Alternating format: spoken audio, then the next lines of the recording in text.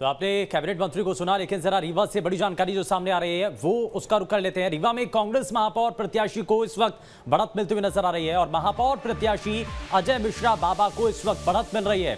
वहीं तीसरे राउंड की काउंटिंग में 6,664 वोटों की बढ़त इस वक्त है। 6,564 वोटों की बढ़त बना करके वो आगे चल रहे हैं और 2 राउंड की और अभी काउंटिंग होनी है, यानी कि 2 राउंड की काउंटिंग अभी बाकी है और इसमें कितना बड़ा फेरबदल हो सकता है वो फिलहाल देखना होगा। लेकिन क्या इस बढ़त के साथ वो अपनी जीत के रास्ते पर आगे बढ़ते हुए नजर आएंगे, ये फिलहाल देखना होगा।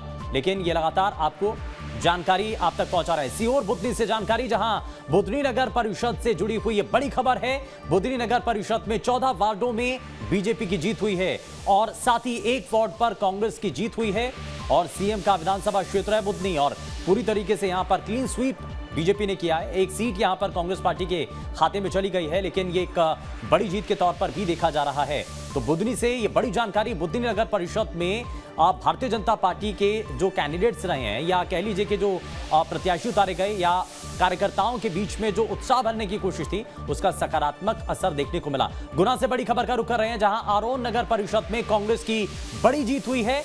आरोन 12 वार्डों में कांग्रेस प्रत्याशियों की जीत हुई है और आरोन के 3 वार्ड पर बीजेपी प्रत्याशी जीते हैं। वहीं मकसूदनगढ़ में 6 वार्ड में निर्दलीय पार्षद जीते हैं। मकसूदनगढ़ 5 वार्डों में बीजेपी प्रत्याशी जीते हैं। तो बीजेपी के 5 प्रत्याशी जो कि इस दौरान यहां जीतते हैं और साथ ही मकसूदनगढ़ जहां पर 5 वार्डों में बीजेपी प्रत्याशी जीत हासिल करते हैं। लेकिन ये बीजेपी के लिए थोड़ी सी चिंता की बात, लेकिन ज्यादातर जगहों पर ये देखा जा रहा है क्योंकि नगर परिषद और पालिकाओं में बीजेपी को अच्छा खासा बेनिफिट मिलता हुआ नजर आ रहा है। रतलाम की बात करें, रतलाम नगर निगम में बीजेपी को बढ़त मिलती हुई नजर आ रही है। रतलाम में बीजेपी प्रत्याशी प्रहलाद पटेल इस वक्त आगे चल रहे हैं। कांग्रेस के प्रत्याशी मयंक जाट पीछे नजर आ रहे हैं।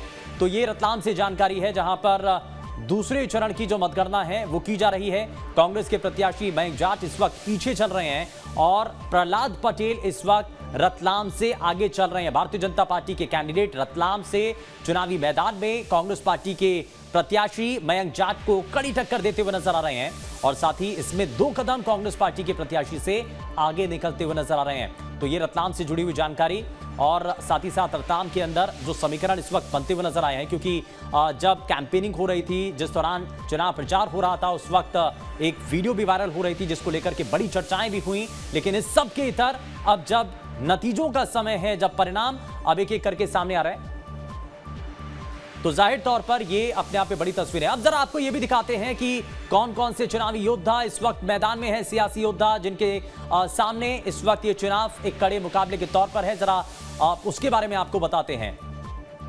अब जरा शुरुआत इसकी कर लेते हैं और रतलाम नगर निगम जहां पर आमने सामने की इसमें टक्कर मानी जा रही है और दोनों बड़े दिग्गज नेता प्रहलाद पटेल भारतीय जनता पार्टी की तरफ से मैदान में और दूसरी तरफ, और जरा आपको ये हम आपको हर पल की जानकारी दे रहे हैं क्योंकि इसमें अभी तक के जो आंकड़े हैं वो आप तक पहुंचाना सबसे पहले प्राथमिकता, और इसीलिए हमारी कोशिश यही है कि सबसे सटीक और सही जानकारी हम आप तक पहुंचाएं। और दूसरे चरण की जो मतगणना है वो इस वक्त की जा रही है और मुरैना से जो कांग्रेस प्रत्याशी हैं वो इस वक्त आगे चल रहे हैं और मुरैना में कांग्रेस की शारदा सोलंकी इस वक्त आगे चल रही हैं और साथ ही मुरैना में कांग्रेस की शारदा सोलंकी जो कि आगे चल रही हैं। बीजेपी की मीना जाट इस वक्त पीछे चल रही हैं, यानी कि मीना जाट को थोड़ा सा पीछे करते हुए कांग्रेस की जो शारदा सोलंकी है वो इस वक्त आगे निकल चुकी हैं और दूसरे चरण की जो मतगणना है, काउंटिंग है, वो इस वक्त की जा रही है और लगातार इस पर सभी की नजर बनी हुई है।